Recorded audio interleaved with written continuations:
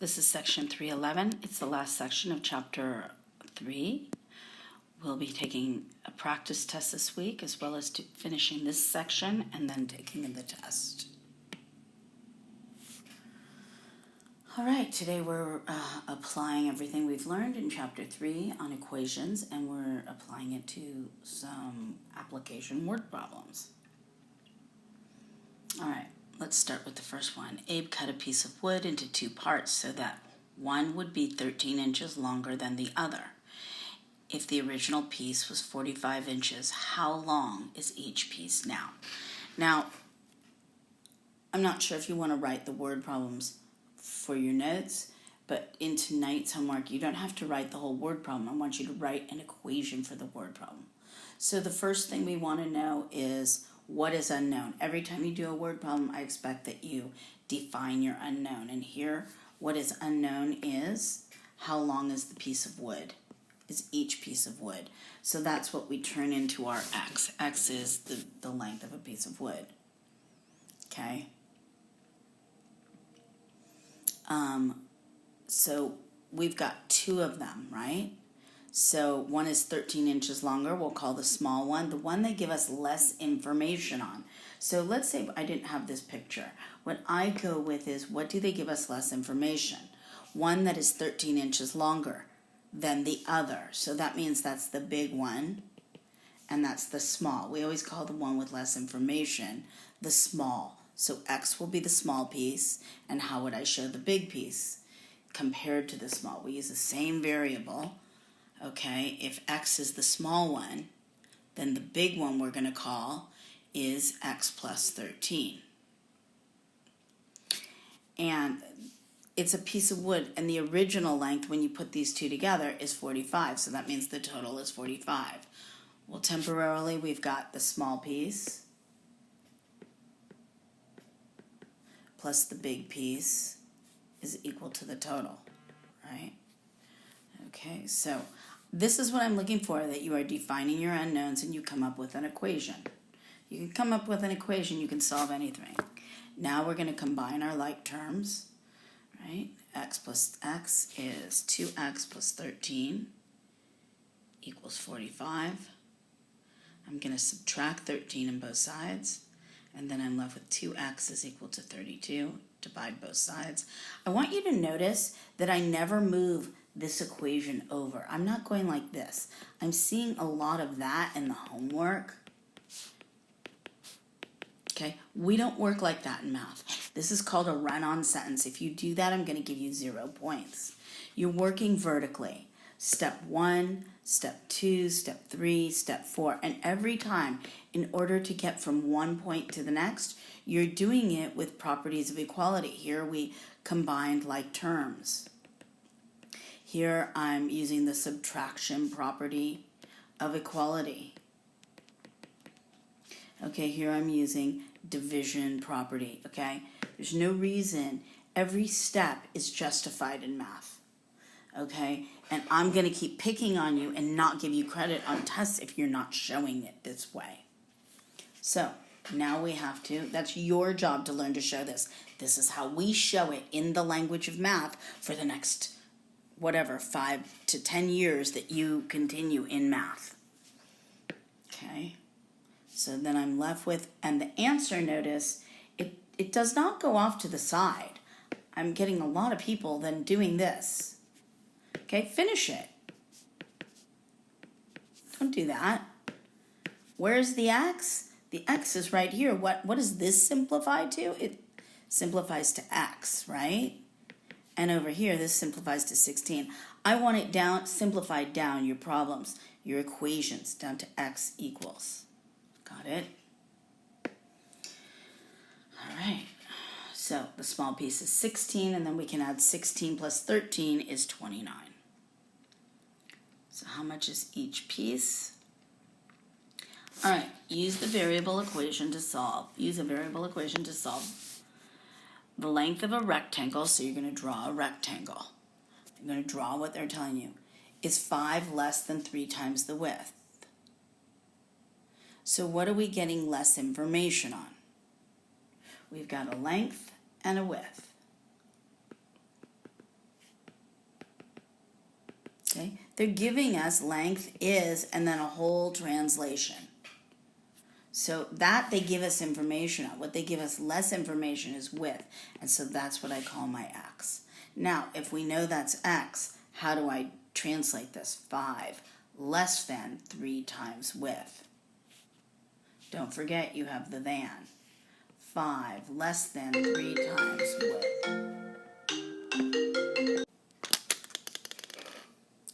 Okay, use a variable. So, sorry, I got a phone call. I'm in the middle of it. So, we said when they give us less information, whatever they give us less of, that becomes your variable. So here, they're giving us an actual translation for length. Sorry if I'm repeating. Is, there's my equals, blah, blah, blah.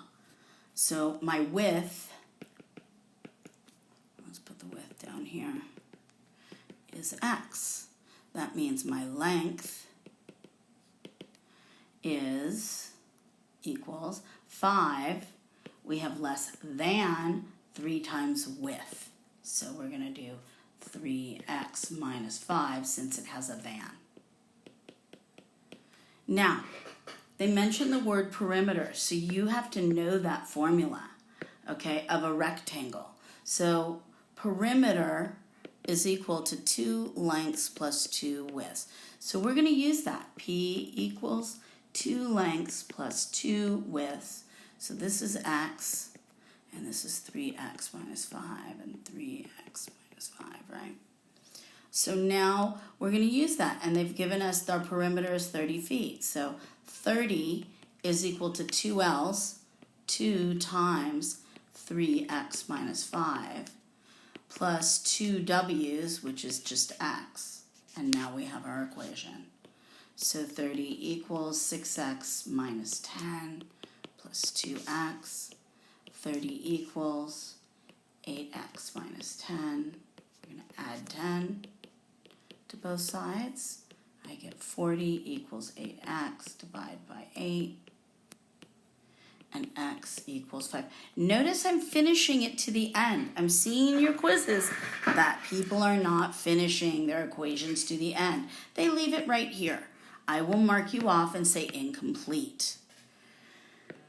Okay, so if x is equal to 5, now we're going to place our statements here. This is 5, and they talked about feet. So it's 5 feet, and this would be 3 times 5 minus 5. So that's 15 minus 5, so that's 10 feet. Now, if your length comes out, length is the long way of the football field. If your length comes out shorter than your width, then there's a problem. But it all works out. It makes sense. So that's the most important part. If you want to see the PowerPoint, you can pause it. And here it is. It's a little cleaner. All right, consecutive integers.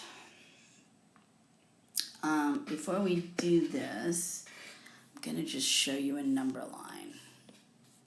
So if I said to you, here's 0, 1, 2, 3, negative 1, negative 2. If I said to you what consecutive integer means, it's negative or positive whole number. And 0 is also part of the integers. So if I asked what is consecutive with 0, I could say 1 and negative 1. Usually it's the number that's right next to it. Okay? So a consecutive integer, let's say I don't know what my first integer is. Let's call it x. So the next consecutive integer would be 3. What did I do to 2 to get to 3? I added 1, so we would call this x plus 1. And the consecutive integer before 2, I would say I could call that x minus 1. Okay, so let's look at what we call integers on a number line. So x can be any integer. The next one in the row is x plus 1. If I go 2 units over,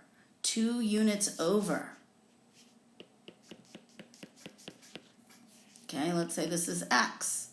This would be x plus 2, right? If I go 3 units over, it would be x plus 1, 2, 3. Sorry, it should be there. plus 3, right? If I go 4 units over, we're going to call this x plus 4. We don't know what number it is. We just know compared to the original. And if we talk about the integers before it, we would say x minus 1, x minus 2, x minus 3. Now, if I'm talking about even integers, consecutive integers,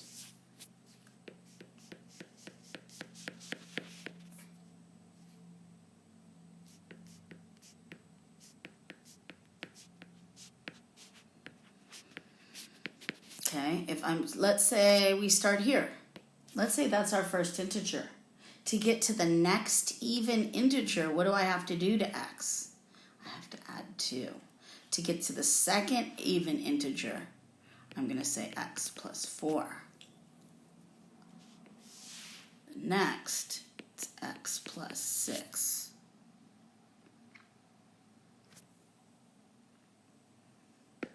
Okay? So our even integers are going to be x plus 2 plus 4 plus 6, or x minus 2 minus 4 minus 6. Now, odd integers. This is the one that gets tricky. Okay, going back to that same number line.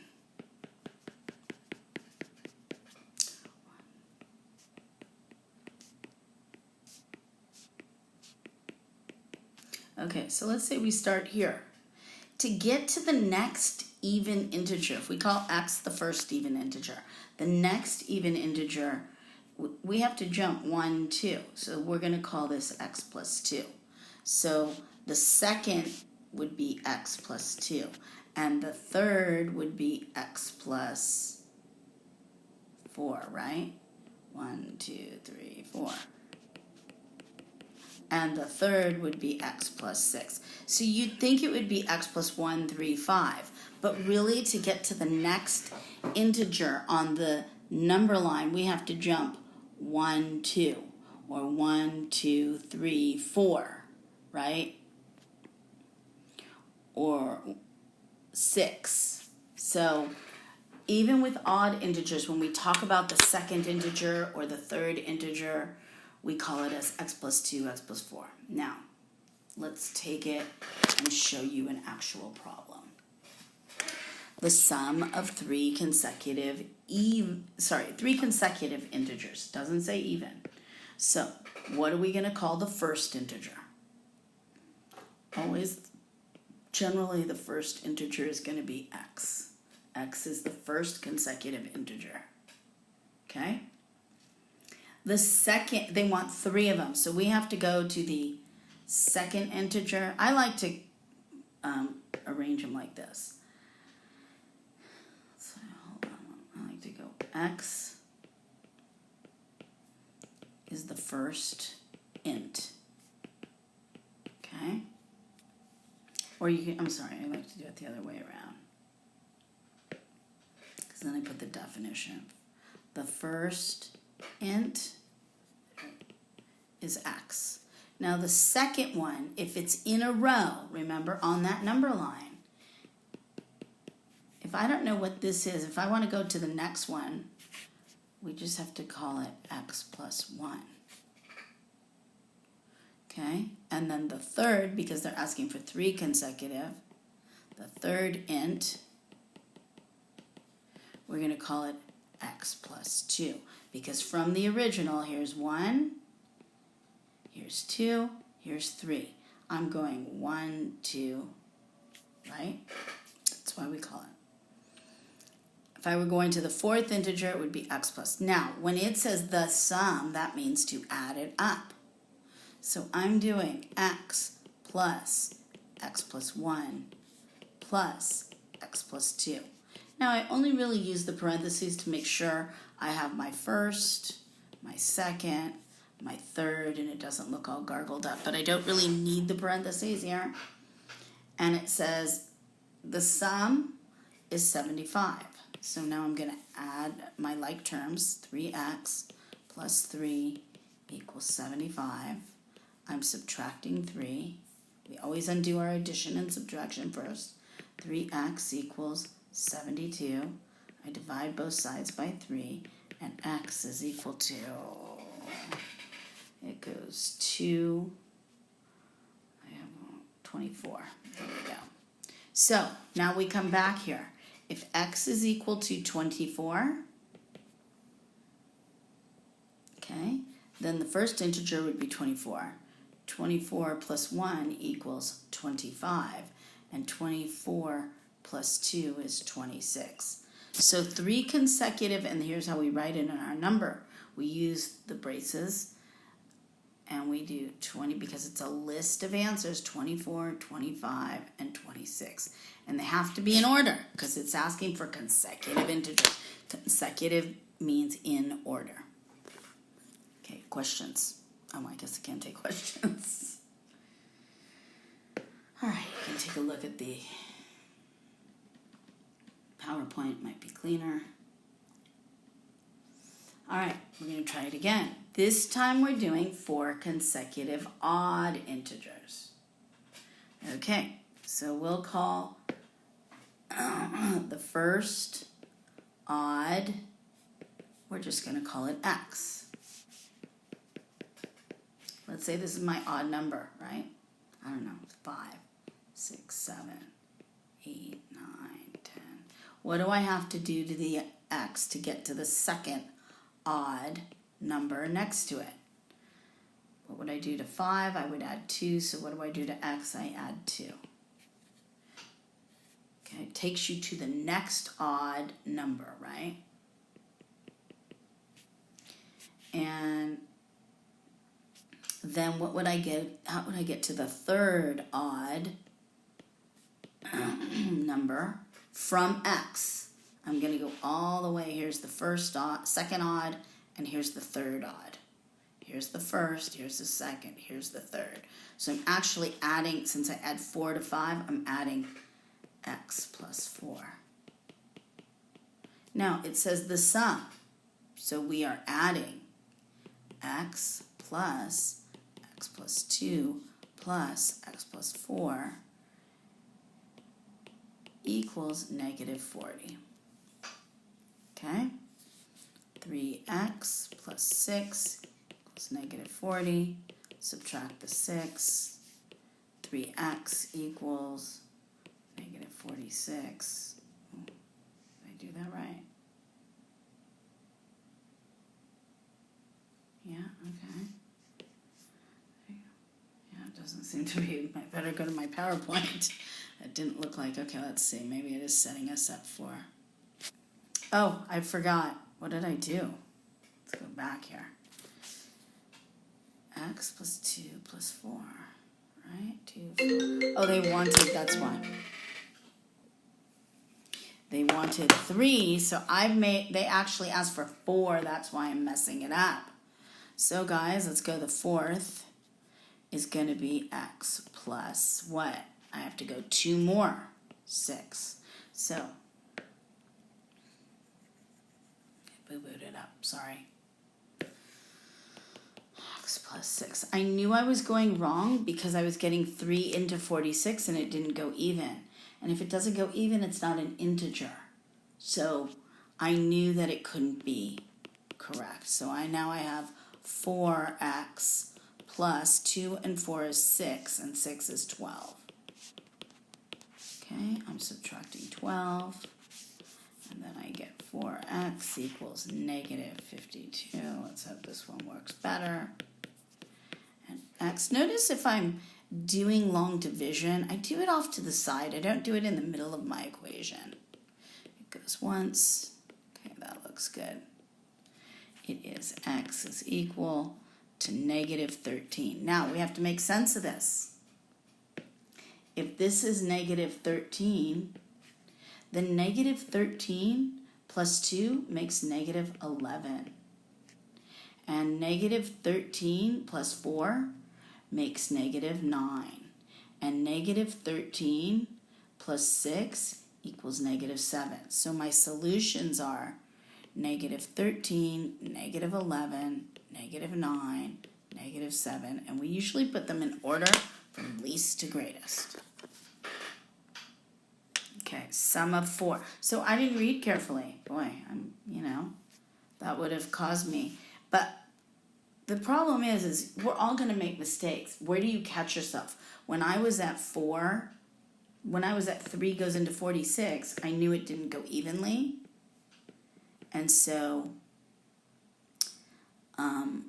at that point, since I was getting to a point something, a decimal or a fraction, that's when I knew I had to go back. Okay? So it's the biggest thing is, can you find your own mistakes? Because mistakes we're all going to make.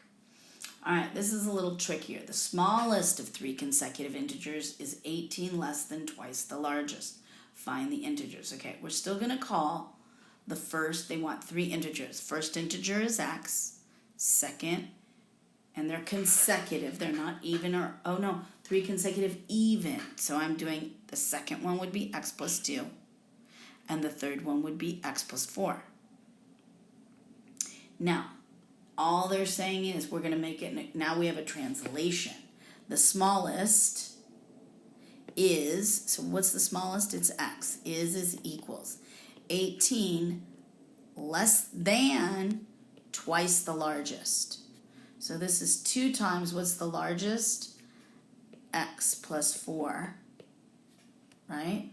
This is, let me erase it, put it underneath. This is 2 times x plus 4. This is 18, but it says less than. We have to swap it around. 2 times x plus 4 minus the 18. Okay, so now we actually are able to solve this. So I'm going to distribute, get all my x's to one side, subtract 2x. I can combine my like terms first and then subtract 2x. I get negative x. I'm going to multiply both sides by -1, or I could divide both sides by -1, and we end up with x equals 10. So if my first, then it says find the, we always go back to the story to make sure they don't want something out of the translation. No, they say find the integers. So if the smallest is 10, this is 12, and this is 14. So it would be 10, 12, 14. I go back and ask, are we looking for even integers? Yes, that's what I have. Okay? All right. Length of the sides of a triangle are consecutive even integers. So they're consecutive even. We're going to call the smallest side x. Okay, one side, we don't know any of them. You can just call them all x. We'll call the next side x plus 2. And then the third consecutive even, remember, I have to add 4, so it would be x plus 4. Okay, now perimeter of a triangle, we just add the sides up. So we're adding all the sides, and they equal 24. We come to 3x plus 6. I'm subtracting 6 from both sides. Divide by 3 on both sides. X equals 6. So if x equals 6, it means this side is 6. 6 plus 2 is 8. The second side is 8. And 6 plus 4 is 10. And if we have any units, it's inches. We need to write the units. That would be a half point on a test. Okay? And that, my friends, is our lesson. I will be available for tutoring. I have to check the